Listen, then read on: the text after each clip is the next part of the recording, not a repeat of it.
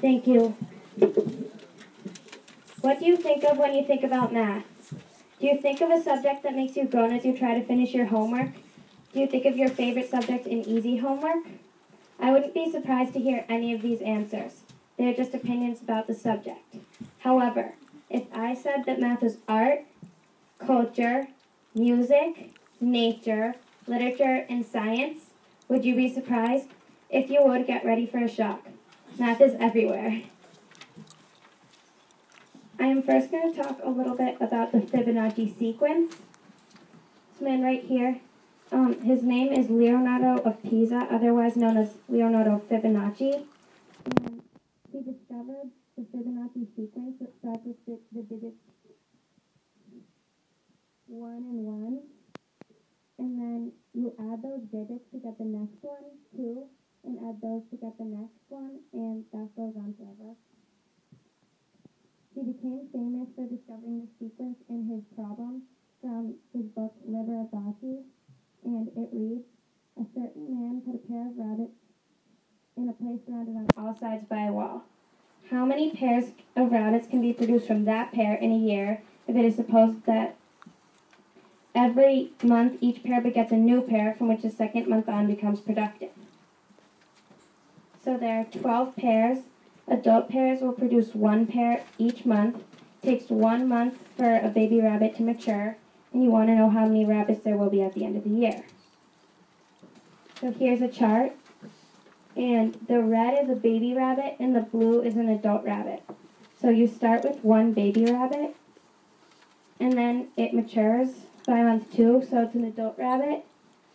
And then by month 3, it has 1 pair of babies. And that goes on until the 12th month, and there's 144 rabbits at the end of the year. Now I'm going to show you an interesting ratio called the golden ratio. If there's a whole line, the ratio of the whole line to the larger segment, or A, is the same as the ratio of A to B here. And the Greek letter phi is very important for this ratio because the ratio of 1 to phi is the golden ratio. Phi is also equal to the decimal of 1.618. It's also equal to 1 plus the square root of 5 over 2, 1 plus 1 over 1 plus 1 onto infinity, and the square root of 1 plus the square root of 1 onto infinity. The golden ratio has many names. One is the golden section, or that point right there. Also phi, the golden ratio, the golden number, the golden mean, the divine proportion, and tau. This rectangle right here is a Fibonacci rectangle, and it's an approximate of a golden rectangle, which is a shape using golden proportions. So the Fibonacci rectangle starts with 1 and 1 are the first 2 digits in the sequence. Then you spiral the squares of all the other digits, and the more squares you add, the more precise it is. Also, to make a precise golden rectangle, you start with a base with an extended baseline and top line, and you get the midpoint of that square, and you put your compass tip there. Then you put the pencil tip right there at the top right corner, and you have it intersect the base and draw on the perpendiculars. This shape right here is called a pentagram, and that is a golden triangle, has a base to side ratio of phi, and that's a golden gnomon. It has a side to base ratio of phi. You can also create the golden triangle off of a pentagon. Look right here. That's a golden rectangle. And so if you add on squares, it will still be a golden rectangle. And then if you add these quarter circle spirals all around here, you'll get what's called the golden spiral. You can also see it on my shirt if you can actually see it. And then these lines right here, they're the diagonals of 2 of these rectangles. Where they intersect, it's called the eye of God, and the spiral spirals around that point. Here are some examples of golden spirals in nature. Seahorse, a galaxy,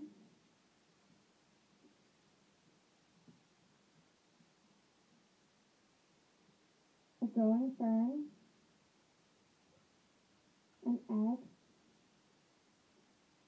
a nautilus shell, and the Hurricane Sandy. Here are some examples of pentagons in nature. The Appleseed Formation, the Hoya blossoms, the sand dollar, and the starfish, and that's all. These spirals right here are called Fibonacci spirals. If you count the number of Fibonacci spirals going in one direction, you should get a Fibonacci number. Same with the other direction, although they're not necessarily going to be the same. This pattern shows up in the sunflower, pine cone, and some palm trees. Also, the male bee family tree has Fibonacci numbers in its ancestry because male bees have only female parents, but the female bees have female and male parents. And if you count the number of ancestors, you'll get the Fibonacci number for each line. Also, if you start right here with the female bees and right there with the male bees, you'll get the Fibonacci sequence also. Also, the human body, it has golden proportions. So the navel is the golden section of the entire body. The knees are the golden section of the navel down. The neck is the golden section of the navel up. And the face has golden proportions. Same here, my sister's face. So the entire face has a golden rectangle framing it. The nose is the golden section of the eyes to the chin. The nose is also the golden section of the mouth to the eyes. And the mouth is the golden section of the chin to the eyes. Also, in this hand here, this is the ratio of this bone to this bone, this bone to this bone, and this bone to this bone is the golden ratio. Math also occurs frequently in the arts, such as in origami. If you flat fold any origami figure, and look at the plan, there should be an even number of angles around any point. And so if you number all the angles around this point, and then sum all the even numbered angles and the odd numbered angles, they should both add up to 180 degrees, or half of the circle. Also, Leonardo da Vinci's Mona Lisa has golden rectangles in the important parts. So the entire painting is a golden rectangle, as is the rectangle around the face, the rectangle from the neck to the top of the hands, and the neckline to the bottom of the hands. A more modern one by Shirley Notbar, this point right there, this mill, is the golden section of the base, and the horizon line is the golden section of the height. Also, with the Greek Parthenon in Athens, the whole thing can be framed in a golden rectangle, and the columns end at the golden section of the height. There are 13 keys total in the chromatic scale, which is the white and black keys. 13 is a Fibonacci number, by the way. Also, in the octave or the diatonic scale, there are 8 white keys, and there are 5 black keys in the pentatonic scale. Do is repeated in some of these scales, but many people practice their scales with do repeated. This is a limerick I wrote, and it reads, Fibonacci had plenty of hairs. He divided them up into pairs. Every month more were born, and the pairs never torn. There are 144, he declared. So the first thing you notice is that the whole thing is about the Fibonacci sequence. Also, these red syllables are the stressed syllables, and there are 3 of them in the long lines, a Fibonacci number.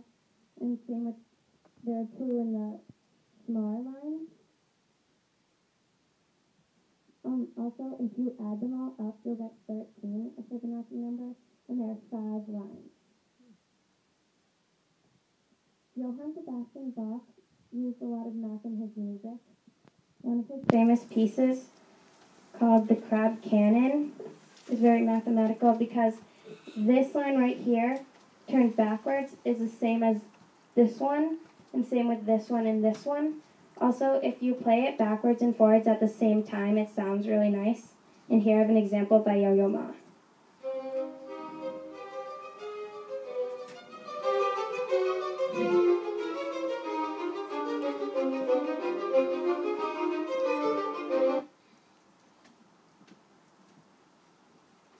So I've talked to you a bit about the Fibonacci sequence and the golden ratio, some examples of that in nature and in art. And these connections fascinate me, and the goal of my presentations is to have them fascinate you too. If I told you now that math is art, culture, music, nature, literature, and science, would you be surprised? I hope the answer is no. Thank you.